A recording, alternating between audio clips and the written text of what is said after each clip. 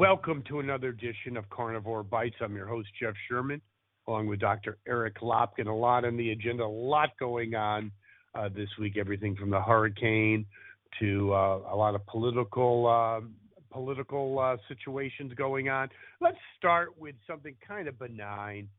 Trevor Noah took over Comedy Central's late night, which was completely on a roll, almost became the millennials' go-to news source. Again, has done nothing. He's gone. I don't think a lot of people will even notice. What do you think? Yeah, I don't know how many people will even care that he's out. Zero. How does that sound? I think it's part of a bigger system that's going on. Let's face it, Trevor Noah was pretty much a poster boy for wokeness. Yes. And we are now seeing the backlash. So you've got him out at the Daily Show. You've been seeing the changes at CNN and Politico getting rid of their woke agenda. There was a movie that opened up called Bros, which was a gay romantic comedy that made a whopping $4 million at the box office. And of course, the star is lashing out saying, oh, it's because everybody is racist and everybody is homophobic. It's like, no, it's because you started attacking everybody and nobody wanted to support your movie. Not to mention the fact that from every review, it's been garbage. Can we put in perspective the story of Lopkin and Sherman and their creation of Carnivore Radio? I think might get 2 million. I mean, 4 million. 4 million. It's like what? I loved the comment that Greg Gutfeld made because the star whose name I forget, and I think he was also the producer, has been yelling that, oh, we need more diversity. We need more diversity. And Greg Gutfeld pointed out, no. You achieved diversity because it was an incredibly diverse audience that decided they didn't want to see this piece of shit. There you go. And talking about Gutfeld and late night, he's actually beating Colbert and the also-rans. And it's really interesting. Got YouTube TV. And they have a channel. One of the channels on Roku is Johnny Carson, and it's not, has late night. Who would watch Colbert with Nancy Pelosi? I would rather watch, like I said, reruns of Mr. Ed. It is unwatchable. He's not even. And you watch the show because I did see the clip. Humor's gone. There's no. That's not even part of the agenda. There is a no political humor festival. Yeah, there is no humor on The Late Show. If you listen closely, you will notice that the audience never laughs. They applaud whenever they flash the applause sign, but they never laugh anymore. And I think Trevor Noah is the tipping point where you're going to start seeing the programming directors, the CEO of all these networks going, you know what? This has gone far enough. Our ratings are in the toilet because of this woke bullcrap. We need people with actual talent on the air. Lopkin, I agree with you 1,000%, and let me put it in perspective. Even when I was before I was even in college, in high school, and most Americans went to bed, not literally, but figuratively, with Johnny Carson. And even I'll give Jay Leno. It was fun. You poke fun at both sides politically and what's going on in the news. I don't want some shithead like Colbert. I had enough stress in my day. I don't want that shithead. There's nothing funny about it. It's not to be, and if it was funny on the left, that might be fine. No problem. The Daily Show with Stewart was pretty funny.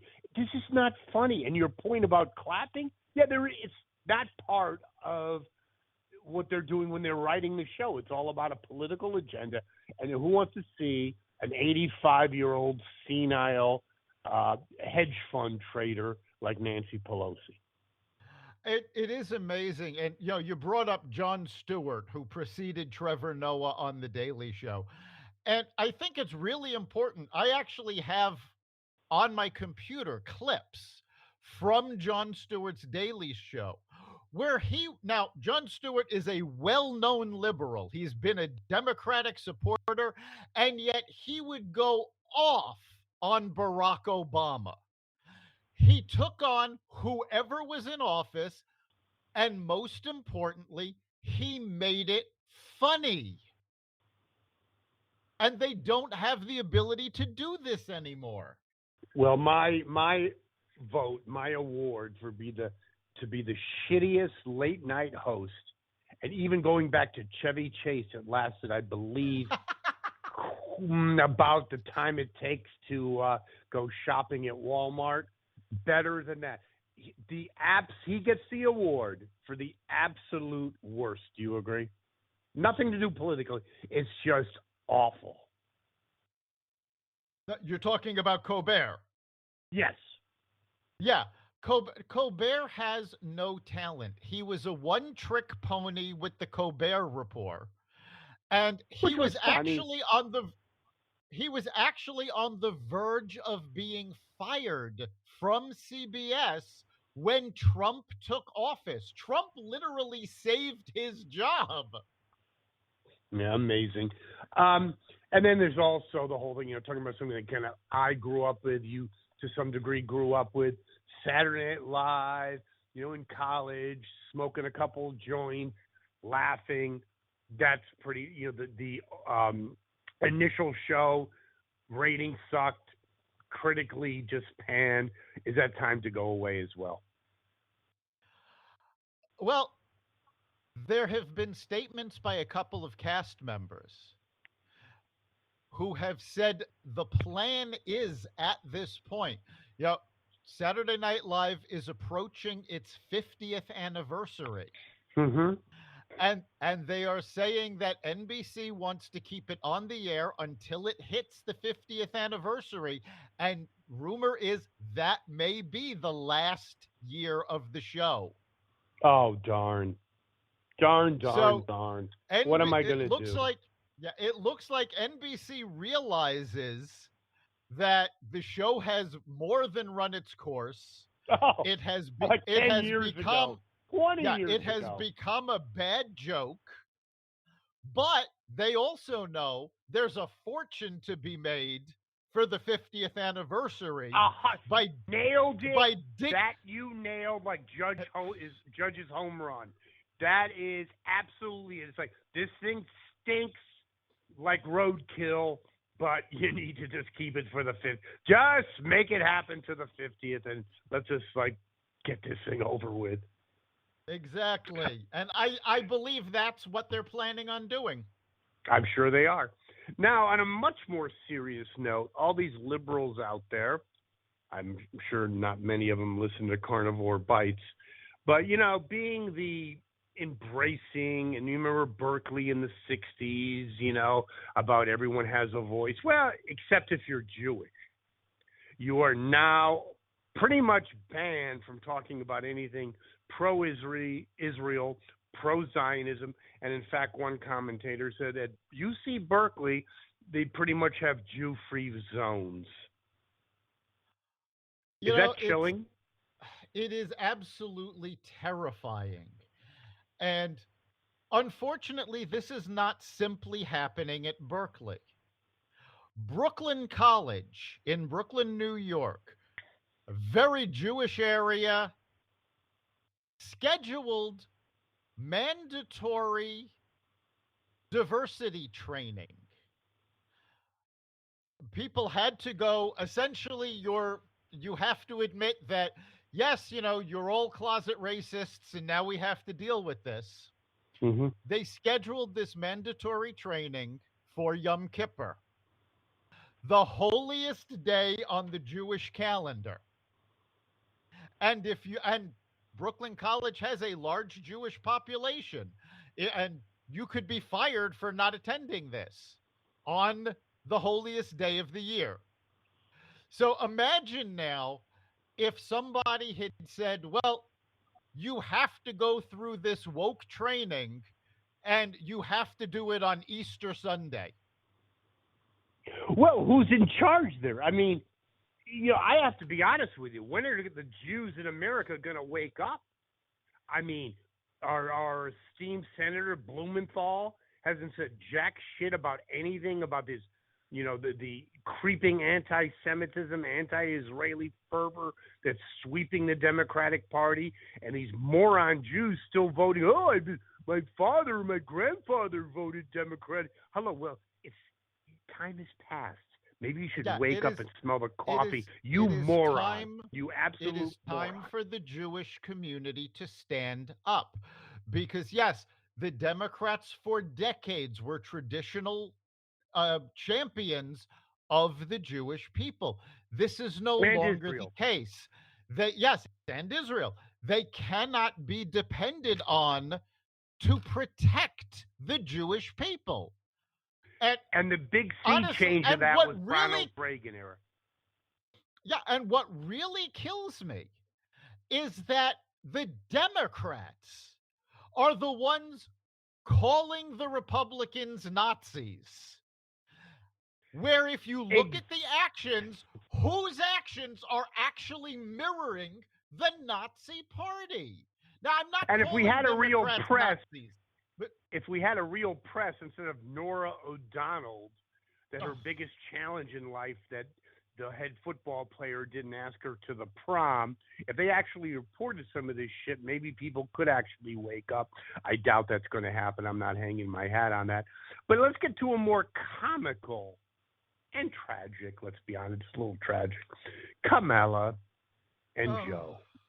That's Laurel and Hardy. Isn't that? It's kind of Laurel and Hardy. I don't think Laurel and Hardy was as funny. I think that's a bit insulting to Laurel and Hardy. Something I think you might be right. So Kamala goes to North Korea, or I'm sorry, South Korea. South Korea. Yeah, South Korea, and affirms our strong alliance with North Korea. With North Korea, and to show a respect, the ultimate respect they have for this genius. This well-accomplished genius, North Korea launches their most sophisticated and longest range missile that actually went over parts of Japan. Yeah, brilliant. Every time I think Kamala can't be any stupider, she proves me wrong. And it wasn't just saying in a speech to the South Korean people about America's great alliance with the Republic of North Korea. She stood at the demilitarized zone with binoculars saying, I don't see it. I can't see the demilitarized zone. And her aide has to say, it's 50 feet in front of you. Well, isn't it she really had no idea where she was.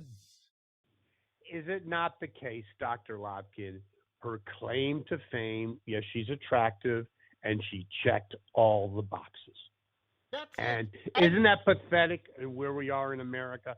And this is what happens when you check the boxes for, racial diversity and whatever, homosexual diversity and whatever other diversity.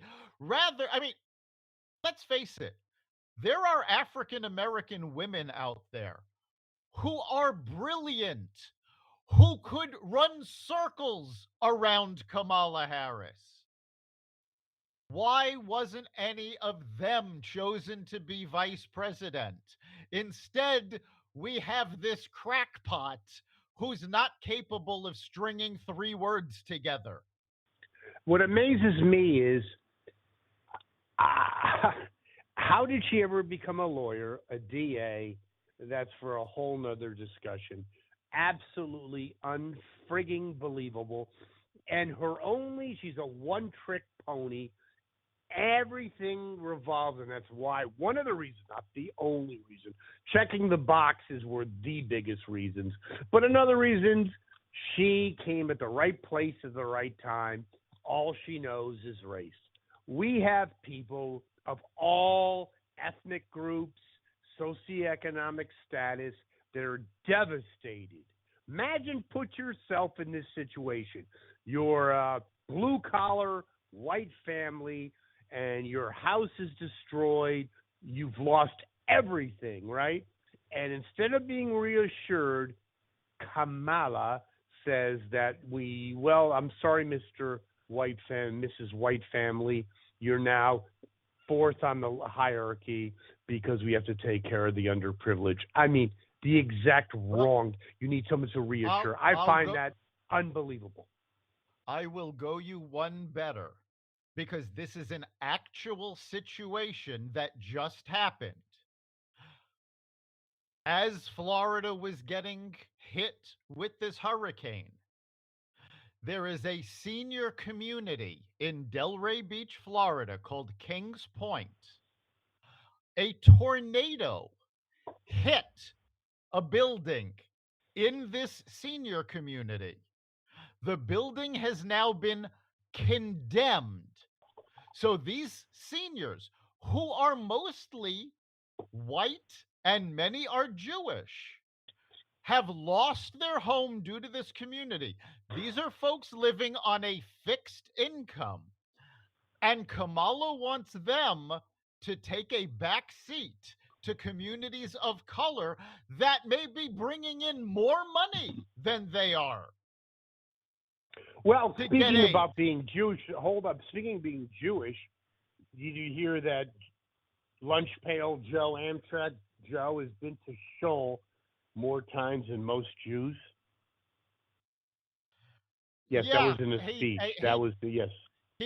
He did that at the same time he was applying for the non-existent job in Delaware, and when he visited the southern border.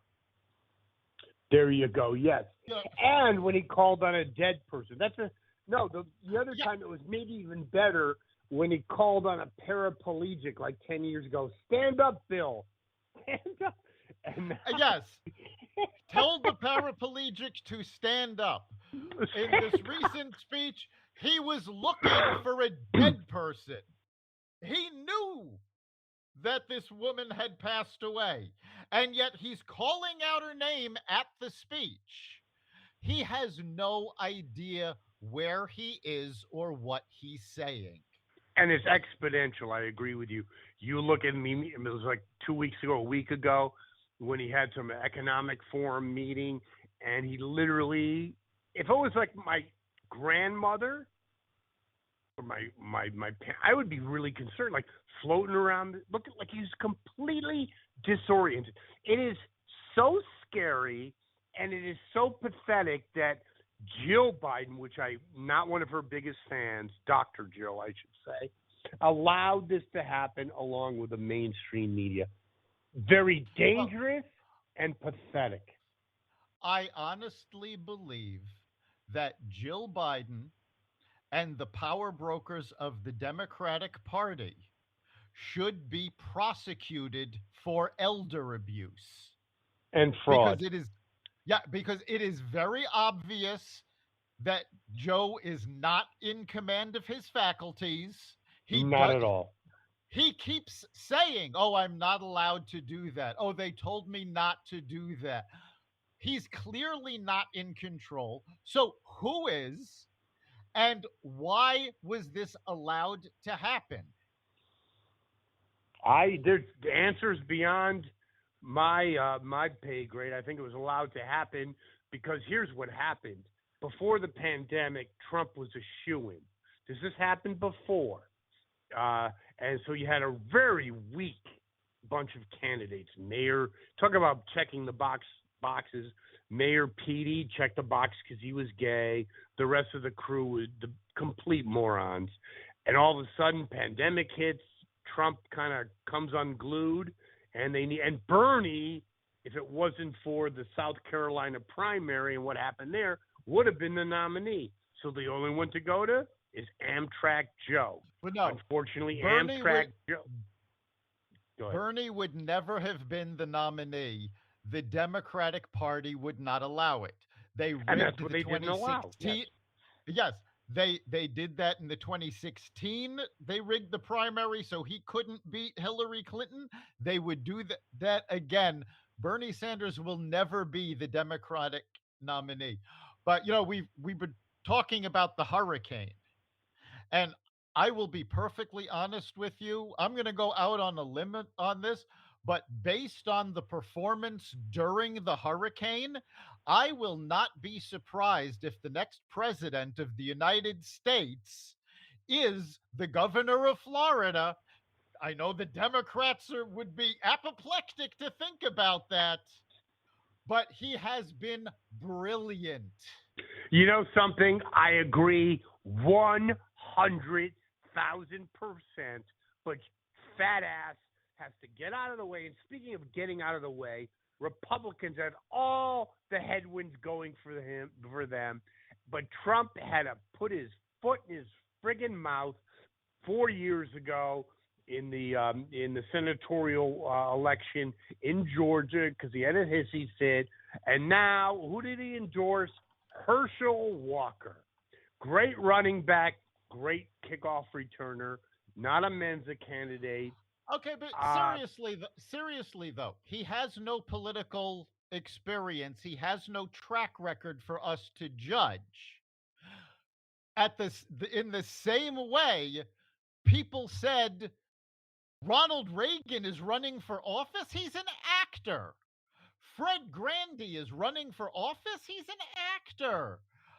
We've had astronauts. We don't know that he is going to be a bad choice. Well, I think that he had a lot of issues to begin with that people knew about. Severe, not minor, severe mental health issues like going to a mental hospital, which is fine.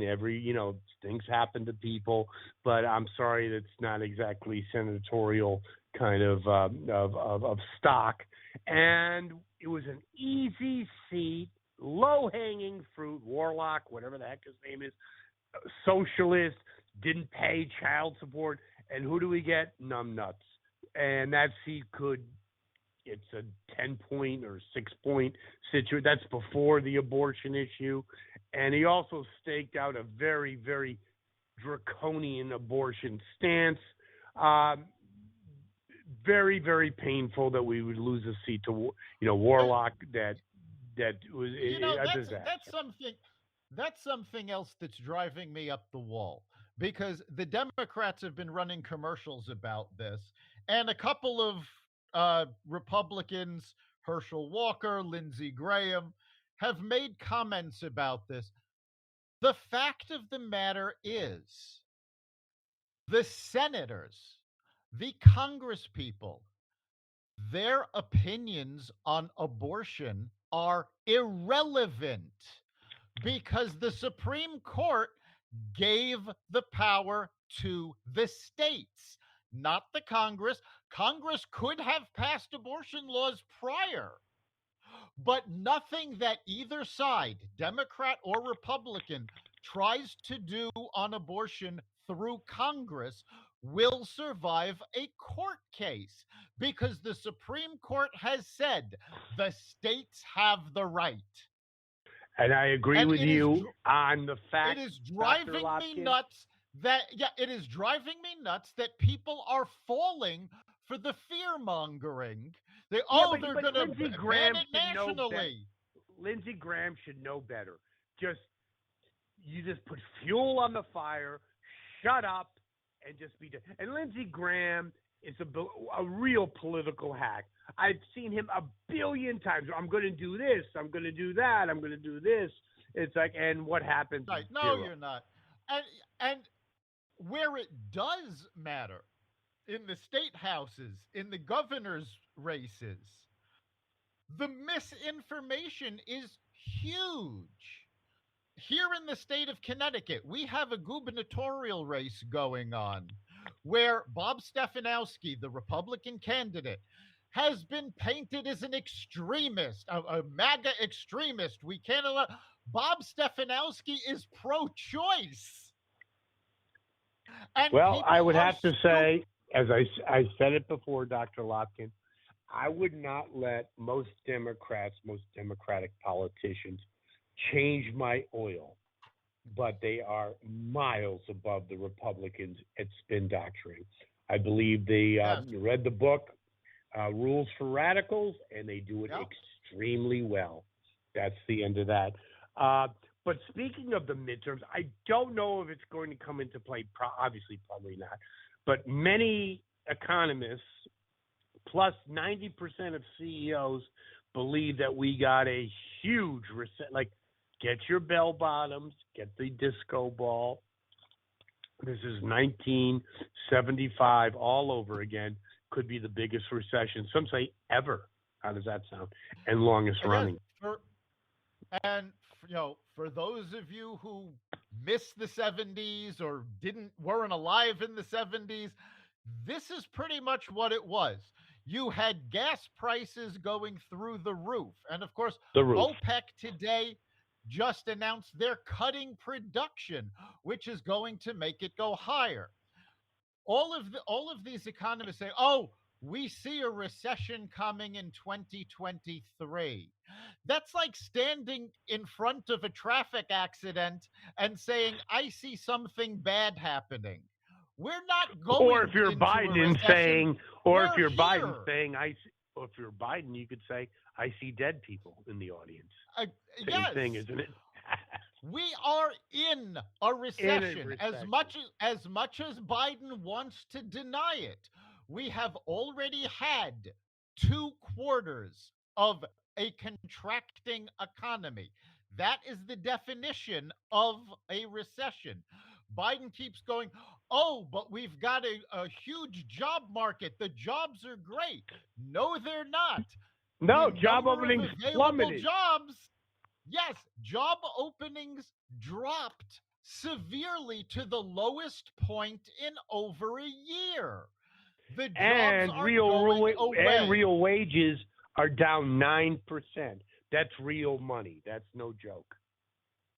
As Right. Biden likes So to say, this is no joke. all of this pie in the sky planning, "Oh, our policies are doing great things." No, no, no. And on top of all of that, as interest rates are rising, the US national debt hit $31 trillion for the first time ever. Biden keeps saying, "Oh, we've cut the deficit. We've cut the deficit." And That's great, but the debt is skyrocketing. yes, and by the way, every time you say Biden said this or no, Biden has said nothing. It's No, no, no, no, Susan no, no. Rice or Obama. Biden said it. And No, maybe I know somebody he said it, somebody else but he wrote didn't. it for him, Yeah, but that's what he's I'm saying. but I he's don't the doubt that one he. saying it. You Yeah, he know. said it. Susan Rice, the real president, or Obama in the shadows, told him to say it. Am I wrong? Well, I again, we've had this conversation before. Susan Rice is obviously behind the power. Obama has nothing to do with this because Obama and Biden do not get along. If Obama told Biden to do anything, even as addle-brained as he is, he wouldn't do it. Well, I got to go. We have to go back to Trump, and I'm really kind of sick of him. And Dr. Lopkin, I hope and I pray you are correct. We need DeSantis. I am sick of lard ass. I'm sick of his shit. But he's suing CNN. The guy just loves conflict, and I don't know where this is going. What do you think? Well, he loves conflict, but he Loves it. actually may have a point on this one. I know he does, but Because, nothing's going to happen. well, again, we're going to have to see. Certain laws um, had hit the courts, and the Supreme Court made a decision making it easier for public personalities to sue for defamation of character in the media. And I think this is going to be the trial balloon to see what happens. But let's face it, CNN not just defamed him, they outright lied. They were reporting the, Russia collusion, Russia, lied about what he was doing, lied about the result. They're still telling lies about the Trump tax cut. It amazes 90% of Americans got a tax cut during, from that change, and yet the Democrats are still going, oh, it was a tax cut for billionaires. No, it wasn't.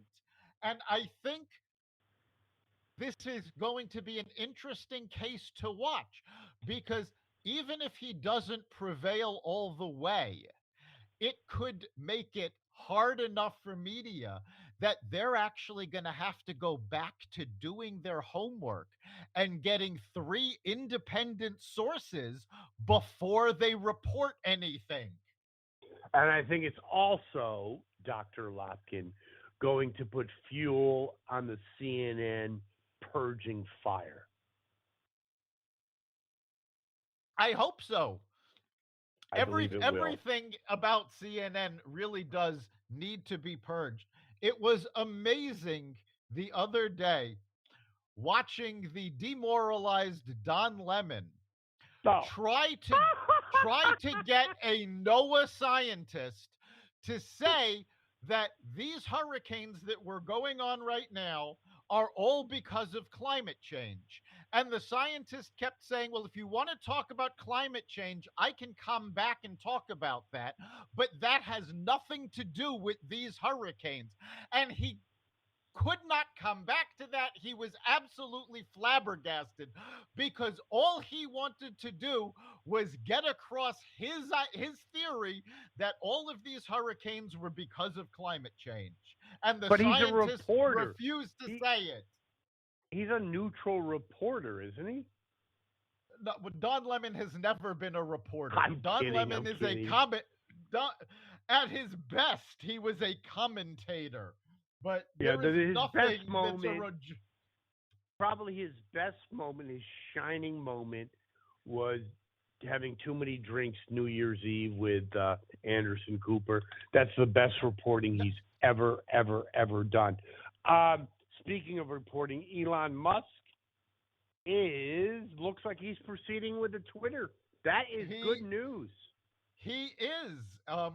Twitter has confirmed that they got confirmation from him. He is going to be buying Twitter, and the liberals are going crazy. I love it. Why do the liberals, Dr. Lopkin, when you're talking 26, what is it about? Has it been that they've been in such a safe zone for 20 years that anything that rattles their world, rocks their world, they just don't know how to handle it? We actually have a generation of liberals that, the old thing of the old school in America was shit happens and and it makes you stronger. These people are in cable. If their cable went down, they might have to go to a hospital. Yeah, it's amazing how we've created a generation of victims. But I find the liberals' reaction to the Twitter purchase hysterical. The New York Times came out and stated that if Musk actually buys Twitter, then he's going to have his finger on the scale for the 2024 election.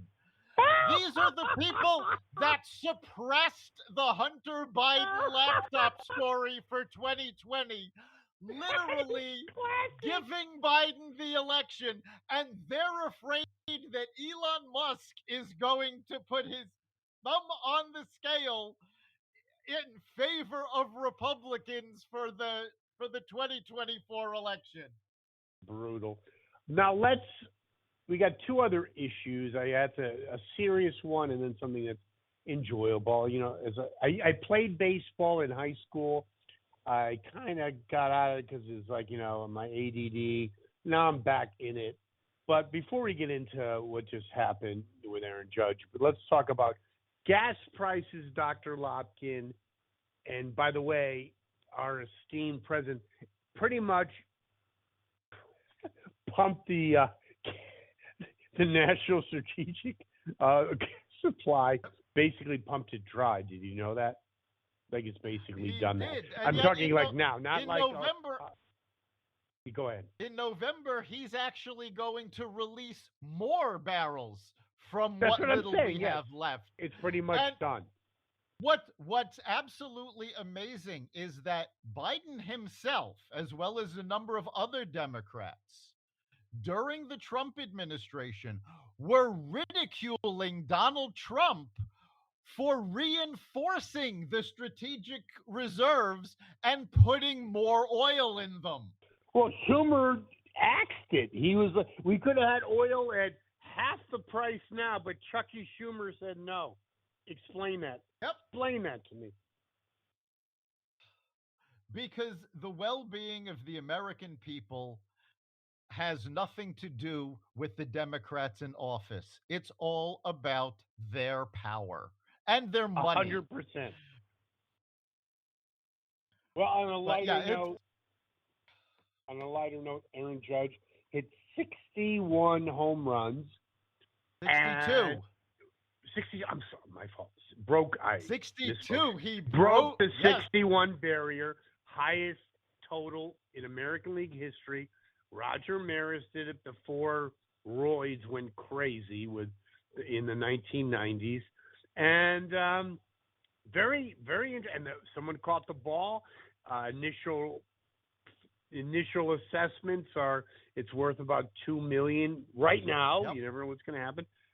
A really nice feel-good story, no roids, and it brings in maybe a not-so-feel-good story. Does the MLB have the ho-hos to say, McGuire and all that crap doesn't exist? It was a joke. It was no joke. Ruined baseball. I don't. I know that. It's a I don't think they're question. going to. And it's funny because it goes all the way back to Roger Maris. Because of course, as any baseball aficionado knows, Roger Maris's 61 home run record is always followed by an asterisk. Yes, because of that season. Because baseball couldn't stand up to the family of Babe Ruth, who said, well, it's not fair that he had more games to do it in. Well, if they couldn't stand up to Babe Ruth's family, they're sure as hell not going to stand up to McGuire, Sosa, and Barry Bonds, who realistically, their records should be stricken from the books. Never mind. 100%. And don't you think that would help Major League Baseball? I do, because it's a sport of traditional values, statistics. It runs on statistics, comparing one era to another. But you had people basically in the mid '90s. You could have just had steroid injections on the dugout. You basically in the warm-up area. Many of them did. On deck circle, have a friggin'. It is absolutely ridiculous that those records still stand. They should be stricken from the books. Or if you don't have the balls to do that, Major League Baseball, at least put 2 asterisks next to each one of them, so that in the record books it says that you've got 1 asterisk for Maris, put 2 asterisks for these guys, so that everybody knows they were juiced when they did it. And how about 2 asterisks and a syringe?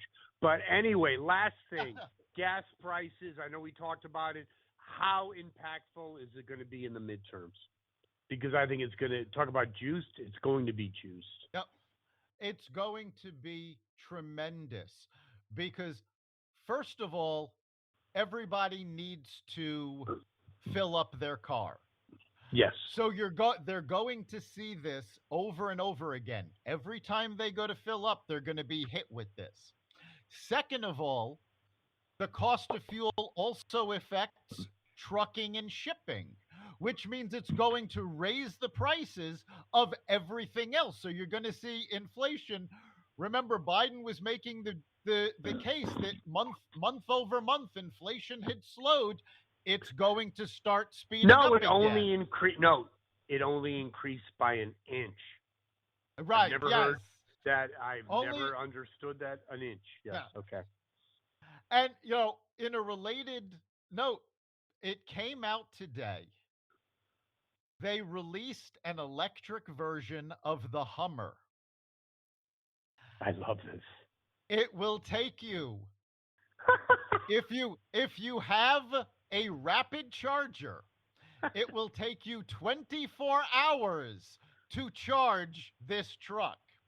If you don't have a rapid charger, it It will could take take days. you 4 days. Can I ask you a Ford, question? but well, hang on. Because Ford okay, sorry. Ford just announced that their electric pickup trucks immediately lose 40% of their capacity if you put anything in the flatbed. That's all great for our working Americans. But how about Mayor Petey, Cutie Petey? He says it's totally realistic to get rid of all fossil fuel vehicles by in the next 10 years, 10 to 12 years. Has Mayor Yes, but Pete basically hit the shitter? Mayor Pete also believes that men can become pregnant. So Yeah, but is his his career done? He checked the yes, boxes. he checked the boxes, they put him in, and like Kamala, he has failed miserably. Miserable. And what really tickles me is he thinks he's running for president again. One thing I love, like just like Beto O'Rourke and others. You Gavin know something? Newsom. Yeah, Newsom. These people have accomplished nothing. We used to have people like Eisenhower, FDR, an accomplished uh, Beto. Like, I really am intrigued by this. I suffer the other way. Like, oh yeah, I can't do that. I can't do that. What makes you think? He had no qualifications. Mayor Petey, he ran like a city like Bridgeport, and you think you can be president of the United?